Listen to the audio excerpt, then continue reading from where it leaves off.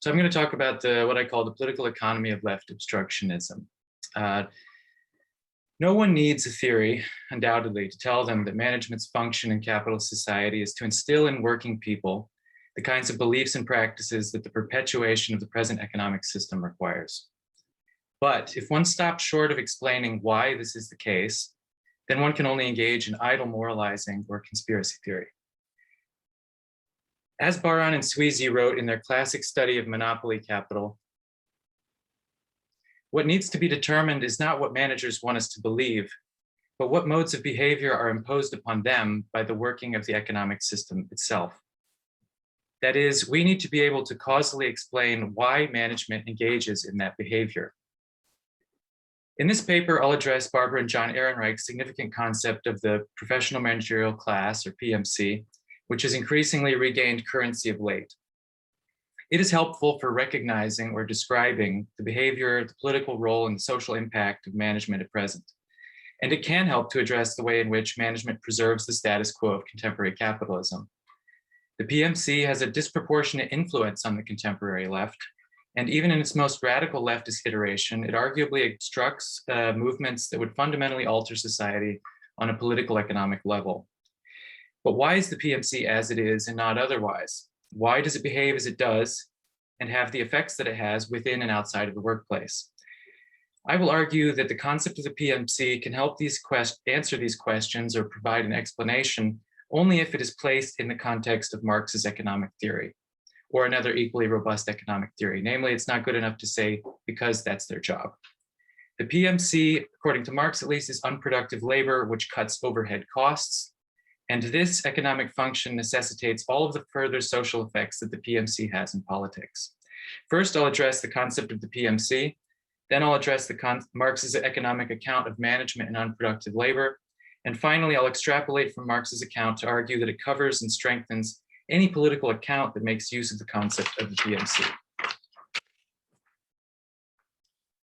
Barbara and John Ehrenreich coined the term professional managerial class in 1977 in an effort to describe and explain the peculiar class dynamics that were taking place within the left, not between workers and employers or capitalists. To begin, it's important to consider the Ehrenreich's definition of their concept. They write, "We define the professional managerial class as consisting of salaried mental workers who do not own the means of production and whose major function in the social division of labor may be described broadly as the reproduction of capitalist culture and capitalist class relations." The Ehrenreichs present four features of the PMC here, the conditions that anyone would have to satisfy in order to be a member of the PMC. It consists of workers rather than capitalists or the owners of capital, workers who are paid a salary rather than an hourly wage, workers who engage in intellectual labor rather than manual labor, workers whose principal task is to facilitate the reproduction of contemporary society. Examples of the PMC include teachers, social workers, engineers, bureaucrats, consultants, lawyers, doctors, curators, secretaries, organizers, therapists, technicians, advertisers, and I would say you could probably even throw the police on there. That could be an interesting discussion. The PMC occupies a position that is subordinate to the ultimate owners and beneficiaries of capital, but it wields normative authority over manual wage workers in the public and private sphere. So regarding the relation of the PMC to leftist politics in America, the Ehrenreichs argued that since the 1960s, the growing number of so-called white-collar workers had taken over and monopolized control in leftist politics, while the so-called blue-collar manual workers, who had traditionally made up the old left and labor movement, tuned out, and as it turns out in the course of the century, slowly began to die out. The so-called new left consisted of university students who were destined for salaried intellectual labor. There has been an overproduction of educated managers who were unable to find sufficient traditional employment.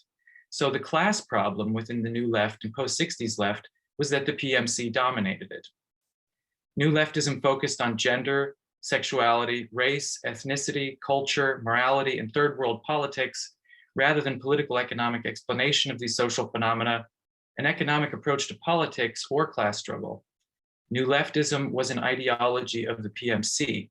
And as you might easily imagine, this claim was not warmly received by those self-designating leftists who the Ehrenreichs described as PMC. It was quickly denounced on all sides. Now the term is regaining currency, and it's not hard to see the same internal conflicts playing out on the left again. Many radical leftists or Marxists reject the very concept of the PMC. Some claim that it is not useful to point out the social position of leftist leadership, that it is offensive or counterproductive, or even that it's incompatible with Marxism because they claim the PMC does not really exist.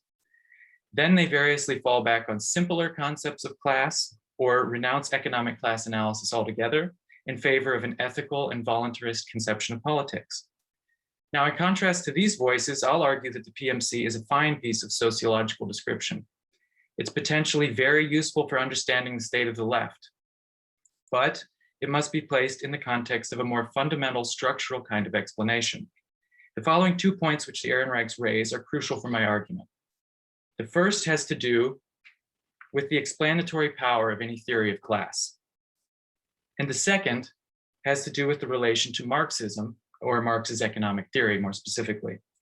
Regarding explanatory power, the Ehrenreichs claim that any successful theory of class must be able to account for the experience of the class in question, in quotation marks, experience. And in their retrospective article, they admit that a mere, quote, demographic category is not a class. So they seem to recognize that an adequate theory or explanation must be able to capture not only reality, but also appearances. And it must also distinguish between mere description and explanation in the proper sense, which names causes that explain facts or descriptions. So, in short, theory is description plus causes. That's what I'll be working with. Now, it seems to me that the Ehrenreichs account of the PMC does not go beyond merely sociological description. It simply states that there is a group of people called the PMC and that the PMC has a disproportionate influence over the contemporary left, which it has repurposed for its own ends. The Ehrenreichs suggest that something more is going on here, but they do not really state anything more than a mere correlation between these two facts or descriptions. They don't point to a fundamental causal factor which could make their class description into a proper class theory, which is to say, an explanation. They remain at the level of political actors and interests, while they ought to provide a more fundamental causal account, I believe. So their account can be saved only if it is placed into a more robust explanatory framework. And this brings me to my second point. Because of the sectarian squabbles that I've already alluded to, the Ehrenreichs rightfully considered the question about whether their account of the PMC is genuinely Marxist or not to be an idle academic exercise. Now, I concede that the ideological and normative debates internal to leftism and Marxism are irrelevant to the explanatory power of the Ehrenreichs account, but I also think that they're too hasty here, and their descriptive account consequently suffers. In order to provide an explanatory framework for the concept of the PMC, I'll now take a detour through Marx's theory of surplus value, productive and unproductive labor within a capitalist economy. The Ehrenreichs concept of the PMC is just a case of what Marx calls unproductive labor, which he distinguishes from productive labor. The distinction is essential for understanding the class position of the PMC, I will argue, and it can provide the theoretical basis the Ehrenreichs account requires to present a theory in the proper sense, which can name causes that explain why management behaves as it does vis-a-vis workers inside and outside of the workplace. First, I'll address production, and then I'll address unproductive labor. The capitalist process of production, according to Marx at least, comprises an entire economic system which primarily produces profits, or what Marx calls surplus value, and only secondarily produces commodities for sale as a means for obtaining surplus value. Marx's theory of social classes is nested within his macroeconomic account of the process of capitalist production and reproduction in capital. I would suggest that Marx's account should be understood as an explanation of what I will call aggregate surplus value production. And classes are defined in Marx's view by the function or role that groups of individuals perform in the entire system of aggregate surplus value production. By aggregate surplus value production, I mean an economic system in which agents use money and commodities, which embody a certain amount of economic value, in order to produce more economic value than initially entered into the process of production, and which is also embodied in more commodities and money. In volume 2 of Capital, the general framework Marx presents for capital's production, which I'm calling aggregate surplus value production, is M, C, P, C prime, M prime. That is, the class of capitalists exchange a sum of value in the form of money, M, for commodities, C, means of production and labor power, namely, in order to engage in a process of production, P, of more commodities, C prime, which they then exchange for an equivalent sum of value that is greater than M prime, the initial monetary value with which the entire process began, M. The positive difference, or delta M, between the final monetary value, M prime, and the initial monetary value, M, constitutes the surplus value, delta M, which the system of aggregate surplus value production is in the business of producing by way of labor and commodities. So by capital, Marx simply means this cyclical process that increases or valorizes aggregate value. Now, this might all sound familiar, but it might also be somewhat unclear. So in order to clarify the meaning of aggregate surplus value production, I'll distinguish between relative and absolute kinds of profit. Relative profit can be obtained for one party when it obtains some valuable good or money from another party, thereby making the first relatively wealthier than the second. For example, if I take $50 from you, then I am now $50 wealthier than you. So relative profits are merely a matter of redistributing the same total amount of wealth that existed on the aggregate level between both parties before the act of distribution. It does not add to the total aggregate amount of wealth that can be distributed among various parties in various ways. In my example, we are not any richer. We still just have $50 between the two of us. For us, it is like I had simply taken the $50 out of one pocket and placed it into the other pocket. But I am now $50 richer than you. Absolute profits, in contrast to relative profit, is not a mere redistribution of the same amount of wealth that exists on the aggregate level of all parties. Rather, it's a creation of new wealth. In order to add to the total or aggregate amount of wealth that exists between all parties, someone must labor to produce some new real good or service which can be exchanged for a monetary value. This is absolute in the sense that the sum total of wealth taken in isolation is now greater. The production of absolute profits are what I mean by aggregate surplus value production, which is what Marx means by the capitalist process of production, not only of goods and services, but above all of values and surplus value, or delta M, which may be distributed in various ways. Now, the way in which labor is necessary for the system of aggregate surplus value production is especially evident in Marx's framework, MCP, C prime, M prime. The aggregate surplus value, delta M, can be produced only if one starts with a relatively smaller monetary input value, M, and ends with a relatively larger monetary output value, delta M prime. And one can only end with a relatively larger monetary output value, M prime, only if one transforms the initial sum of commodities, C, which the initial monetary input value purchases, into the subsequent sum of commodities, C prime. And only labor transforms the initial sum of commodities, C, into the subsequent sum of commodities, C prime. Price manipulation, supply and demand, or stealing will never produce an absolute mass of profit or aggregate surplus value. They will only distribute it differently. What must be performed is essentially productive labor. And Marx writes, the only laborer who is productive in capitalism in the relevant economic sense is one who produces surplus value for the capitalist, or in other words, works for the self-valorization of capital. Though there is another kind of labor, unproductive labor, as I'll discuss shortly. The capitalist production process produces the aggregate sum of surplus value, which is the total pool or reservoir from which all costs that must be paid in order to produce are deductions. And this is where it becomes clear how Marx's class theory is firmly based in his economic theory. In volume 1, Marx writes, the industrial capitalist who produce surplus value is indeed the first appropriator of this surplus value, but he's by no means its ultimate proprietor. He has to share it afterwards with other kinds of capitalists who fulfill other functions in social production as a whole, with the owner of the land. Surplus value is therefore split up into various parts. Its fragments fall to various categories of person, classes, such as profit for industrial capitalists, interests for financial capitalists, gains made through trade for commercial capitalists, ground rent for landlords, etc. Here one must also add wages for the working class.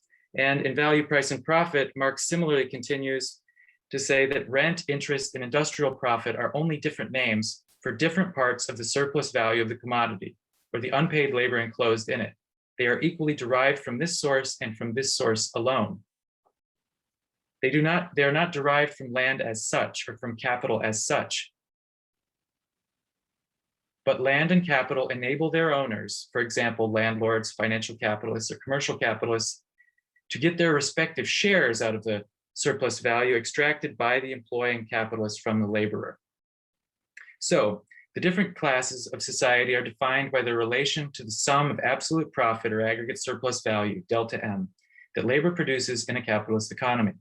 Capitalists, workers, and landlords receive their incomes or revenue as deductions from the aggregate surplus value only if they perform the relevant function in the workings of the overall system. And so classes are defined according to Marx by the role or function that they serve in the system of aggregate surplus value production. The Ehrenreichs do mention Marx's reflections on class in volume 3 of Capital, chapter 52, but they do not pursue the matter further into Marx's economic theory of aggregate surplus value production, as I've done here. Now, regarding the PMC, recall the Ehrenreich's definition of the PMC. They call it a derivative class of non-productive workers whose function and interest it is to perpetuate and maintain the political economic status quo. I suggest that the PMC simply falls into the place of what Marx calls unproductive labor in the system of aggregate surplus value production. The working class consists of laborers, yet there are two subclasses, as it were, within the working class, just as there are subclasses of capitalists on Marx's view, namely industrial, commercial, and financial capitalists. Productive laborers, I've already discussed, produce the real goods and services that constitute value and surplus value, and thereby directly contribute to the system of aggregate surplus value production. Unproductive laborers facilitate the production of commodities, for example, managers or engineers, as well as the realization of value and surplus value on the market when those commodities are sold, for example, commercial workers or cashiers. Productive simply means labor that produces more value than it costs in wages, and hence surplus value, when the products of that labor are sold. Unproductive means labor that costs capitalists more value in wages than it produces because it doesn't directly produce any value and hence no surplus value. Unproductive labor is what economists call an incidental or overhead cost of production that must be paid out of the aggregate sum of value produced in a given cycle of aggregate surplus value production in order for it to continue to function. Now, that doesn't mean it's unimportant. Marx even calls it useful and necessary for capitalism in volume 2. Yet it's unproductive with respect to value or surplus value. In volume 2, Marx gives the examples of banks, cashiers, bookkeepers, clerks, and so on. Elsewhere, he adds commercial workers, lawyers, and soldiers. Professionals and managers fall solidly within the unproductive subclass of the working class. Marx calls a manager a special kind of wage laborer, an intellectual rather than a manual laborer. The managerial function emerges from the internal development and organization of the system of aggregate surplus value production. Its appearance in modern society can only be understood within the context of the financialization of capital and the formation of joint stockholding companies, in which capitalists are essentially absentee owners or shareholders who need managers, foremen, and overseers to make certain that the labor process is as effective as possible. And the managerial function must fulfill two tasks. One must distinguish the manifest role that managers perform in the process of production among other workers from their economic role in terms of aggregate surplus value production, which is not directly observable. The manifest role consists in the supervision and discipline of the rest of the working class on the behalf of capitalists. The economic role consists in finding overhead costs of production, which must be cut to save value and increase capitalists' relative profit margin vis-a-vis competitors. And the economic role of cost cutting necessitates the manifest role of supervision and discipline. In Theories of Surplus Value, Marx writes, one part of the labor of superintendents merely arises from the antagonistic contradiction between capital and labor, from the antagonistic character of the capitalist production, and belongs to the incidental expenses or overhead costs of production in the same way that 9/10 of the labor occasioned by the circulation process. That is, this is the conflicted position of the PMC within the entire system of aggregate surplus value production. On the one hand, the function of management is to cut costs, while on the other hand, management itself, as unproductive labor, is an overhead cost of production. The existence of management is economically justified only if it saves more value on the aggregate level than would otherwise be the case without it, whether through disciplining, educating, or firing other laborers. So Marx defines class in terms of one's position within the system of aggregate surplus value production, one's relation to the aggregate surplus value produced, not just in terms of directly political interest or agents' relation to the means of production. I insist on this. The PMC is an overhead cost of production which depends for its continued existence upon the exploitation of the laborers who produce that value from which its income is a deduction and whom it oversees. And this position vis-a-vis workers and capitalists determines the interests and the outlook of that subclass of managers. This class position is the reason why it has an interest in the continuation of that system. In Theories of Surplus Value, he continues to say, because of the growth in the net product, more spheres are opened up for unproductive workers who live on the productive worker's product and whose interest in his exploitation coincides more or less with that of the directly exploiting classes. The constantly growing number of the middle classes stand between the workman on the one hand and the capitalist and the landlord on the other. The middle classes maintain themselves to an ever-increasing extent directly out of revenue, which is to say they're an overhead cost. They're a burden weighing heavily on the working base and increase the social security and the power of the upper 10,000. So to sum up, what the Ehrenreichs call the PMC fits into Marx's account of class and capital. Even those parts of the PMC that are not literally managers, for example, teachers, simply constitute the unproductive part of the working class that acts on the behalf of capitalists and partly shares the latter's interest in the continuation of the economic system of aggregate surplus value production, which is to say, crudely, the exploitation of labor. Now it is necessary to reconsider the Ehrenreich's claim that the PMC has taken over the contemporary left and that the outlook and interests of the PMC now dominate or permeate the left in a way that has little in common with the old left, socialism, or workers' movements. The Ehrenreichs do not present a fundamental structural theory that could explain this correlation between the PMC in the workplace and the new left outside of the workplace. But I claim Marx does. I reconstruct the matter as follows. First, at the aggregate level, a PMC exists only if it continually cuts more costs than the total cost of its salary, which is the deduction from aggregate surplus value produced by micromanaging workers. Second, the PMC continually cuts more costs than it costs only if its members habitually adopt a didactic, disciplinary, and supervisory attitude towards the rest of the working class inside of the workplace, where adults spend half of their waking lives. Third, but the attitude of a member of the PMC, the attitude that a member of the PMC habitually adopts towards the rest of the working class is the same as the attitude that a member of the PMC adopts towards the rest of the working class outside of the workplace after 5 p.m. These habitual beliefs and practices are the same content, which vary in form when they take place in different contexts. For example, pink slips versus Twitter cancellations. Fourth, so as long as there is a PMC, it will, on the whole, habitually adopt a didactic and disciplinary attitude towards workers generally, for instance, in the form of the new left. The causally determining factor here, though it acts indirectly, is just the economic function that the PMC serves in the system of aggregate surplus value production.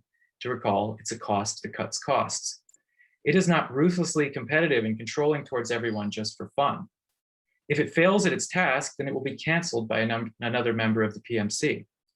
And were it not for its function, it would not habitually behave as it does inside or outside of the workplace, or even exist.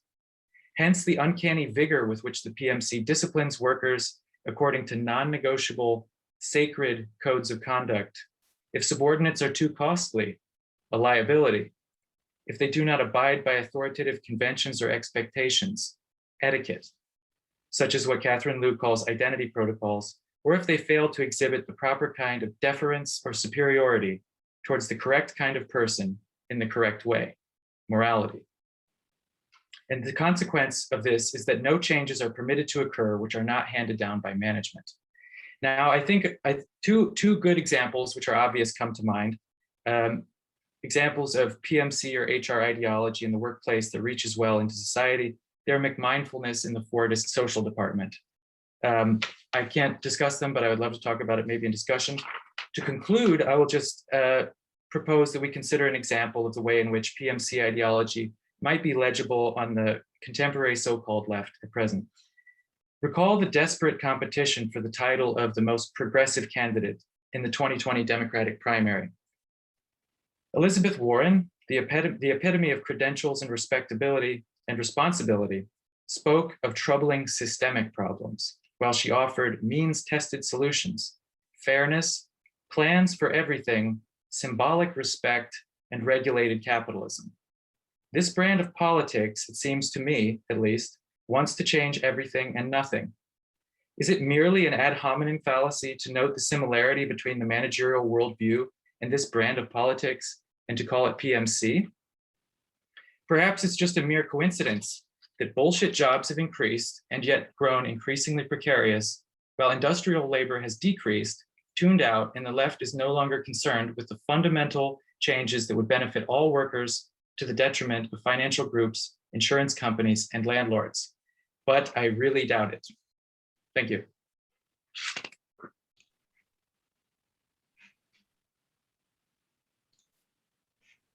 Thank you, Daniel. I'm going to turn it over to Catherine for her response.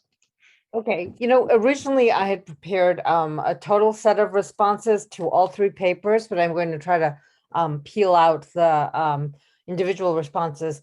First, I want to thank Daniel for this incredibly clear presentation. In his paper, he has evoked a really materialist notion of totality, the social totality in the formation of a class. And I also think the other thing that he's done for us is really isolated the critical relationship between contradiction and class in Marxist theory. It was evoked earlier today, and I feel like the contradictions of capital have to do with the ways in which Marx have to do with class antagonism. And Marx and Marxists talk about class antagonism with regard to material conditions in a very specific way.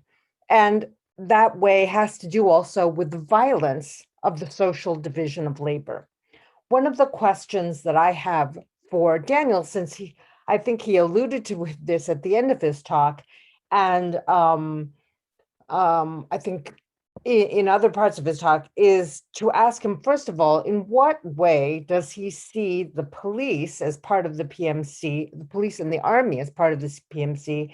And that's question number one, as forces within capital that subdue actual contradiction. And also, I wanted him to talk a little bit more about the McMindfulness impetus within human resources in corporate capitalism. I want to remind us that corporate capitalism has a mandate. Corporations are contracted to produce the highest amount of profit for the lowest cost. And so now we have a situation where HR has now not only mobilized anti-racism training and diversity initiatives as a way of producing more profit in the end by disciplining its workers and performing a kind of moral triage on them, but also there has been in progressive circles the adoption, the internalization, the identification with these mandates, and increasingly progressives and leftists are talking about wellness outside of the corporation and even collective wellness. And I want to ask Daniel just about these questions of the pacification of class antagonism materially, either through the police or the army, and then this pacification of class antagonism within the corporation in this vision of collective wellness and anti-racism training that's become a new, more refined, more pointed instrument of disciplinary action of management with regard to workers. Thank you, Catherine. Just before Daniel responds, I want to open up the Q&A to audience as well. They can begin typing their questions into the Q&A tool at the bottom. And after Daniel responds, we'll select from those questions and let you ask them over live audio. All right, thank you very much. Thank you very much for your comments, Catherine. This is a very productive feedback. Yes, okay, so how are the police and army a part of the PMC as forces that subdue contradiction or conflict? I meant that as a bit of a provocation because people are talking about the police so much, and it seemed like it would be valuable to stop if we would not moralize it and if we could understand them in their economic context. I say that also sincerely with respect to view, if we view society as what I've called a system of aggregate surplus value production, then it's pretty clear that the police are unproductive labor. They're paid out of state revenue, and it's a non-for-profit operation, even if the goods that are purchased by governments in order to arm them are, giving profits to private companies. They are not producing surplus value, and so in economic terms, they're unproductive labor. That's just a hop, skip, and a jump away from PMC. The Ehrenreichs tend to define things, it seems to me, and I may be wrong here, in more cultural terms. So it might sound strange to think of the police and the army that way, but I would just view the police and the army as one branch of this same the same group, which exists to the extent that it fulfills this function. The other one, of course, being what you said, HR ideology. So it seems to me that, in successful cases, when things are going well in capitalism, it's the other arm that does the work, namely the HR, the management. They come up with all sorts of ideas, which sort of, eventually trickle down out into the into society. And McMindfulness is a really funny one. I'm actually not a McMindfulness expert at all by any means, but it is interesting because, it was a 60s countercultural slogan. And now basically it unites a bunch of economic issues under this sort of guise of just well-being apart from vulgar instrumental economic interests. Things that, aren't bad, like love or something, And so I think I wrote an op-ed, it's in the paywall for Business Insider, where I showed that all the wellness initiatives that corporations are investing in are ways of not paying their workers more. So in terms of that, it's a cost-cutting initiative. And also it hopes to make workers healthy so that insurance, they pay less for their health insurance and they're less liable. The thing is that it doesn't work. And so like anti-racism training, when RAND goes and analyzes these initiatives, it shows that their ROI, return on investment, is not good. So then they're spending more money with very little results. So I think it's purely ideological. That's one of the things, because the cost cutting, I think, is a very important, downsizing, a very important function of the PMC. But in terms of this ROI on McMindfulness, it's actually inefficient. So, may I just briefly reply? Yeah, again? please go. Yes, no. I think that's important to note that it's not as though I couldn't plausibly argue that in every case management is always actually cutting costs rather than adding to costs, because they are a cost. Management is a cost. So in some cases it just won't work. But something also worth thinking about is that, on the one hand, on the aggregate level, it seems like they must be cutting costs in order to justify their existence. On the other hand, there is this, I mentioned Sweezy and Baron at the beginning, and their argument in monopoly capital is actually that we have so much surplus liquidity in modern capitalism that we desperately need to spend it. We have more than we can actually recapitalize and reinvest. And so it needs to be spent somehow, and that can be done in wasteful ways like warfare and the advertising boom and management. So there is that extra dimension, but for the sake of the paper, I wanted to sort of carve out a clear corner in economic theory where we can place the PMC, above all, to sort of end this silly squabble on the left between people who insist that the PMC is real and people who insist that it's not. It's like saying, bats and pigs, they're different, but they're both mammals, The PMC is part of the working class, yes, but that doesn't mean it doesn't exist. It clearly exists, and there's a place for it in Marxist theory. We have a question from Brian Leiter in the Q&A. We're going to unmute Brian so you can ask it. Okay, can you hear me? Yes.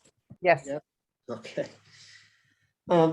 Thanks, Daniel. That was a very interesting analysis. I have a really kind of simple question, which is about how you're drawing the distinction between productive and unproductive labor, or how you think Marx is drawing it.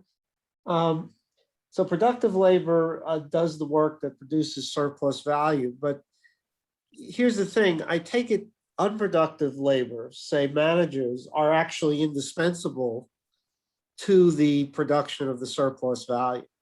Right? Presumably, if they weren't, then capitalists wouldn't employ them, right? So I'm not getting what the difference is supposed to be in principle between productive and unproductive labor. You know, is it just that the productive labor actually touches the raw materials, or touches the commodities? And, you know, I'm not sure that's going to work, and I'm not sure why that should be significant. So can you say a little more about how we're supposed to think of what the difference is between the productive and the unproductive? Certainly, thank you for that. The way I guess the way I try to put it is like, you know, even in sort of non-Marxist economics, the addition to real goods and services, that's the basis for defining a lot of, you know, growth. And so productive labor, crudely put, makes the stuff, right? And then the stuff that is sold for a profit, and you know, you have to get the stuff to market, and that's going to cost you something. Maybe you need a refrigerated truck and not a normal truck. So now you have to buy a you know, a refrigerator for your truck. So your costs just start piling up. Other costs are like the means of production, raw materials themselves. And I would just compare unproductive labor to, and I've tried to do this, is just to say, you know, unproductive labor is just like a machine that you need in a productive process. It's a sunk cost. It doesn't produce the thing that you need in order to get the profit, but it's something without which you cannot produce the thing that you need in order to get the profit. And that might be a subtle distinction, but it seems like a real one nonetheless. I hope that helps. Does it? Not really. And I'm very surprised by the machine analogy. So you're saying the machine that is doing what actual manual laborers did previously isn't producing anything? It's producing a good or a service. It's part of the production process and the labor process, but it's not part of the valorization process, because machines, they can produce things, but they don't buy them back with the wages that they earn. Okay, well, now we're adding in something else to the characterization of who a producer is. Okay, you know what, Daniel, we'll talk about this independently. I'm kind of interested in how this is supposed to, how it's supposed to work. I'm not sure it matters, by the way, if the productive, unproductive labor distinction isn't quite as solid as it may seem. There has to be a difference between managers and other kinds of laborers. That's important. But whether they are unproductive or productive labor, I'm not sure that's important. All right. There. Thanks. Thank you.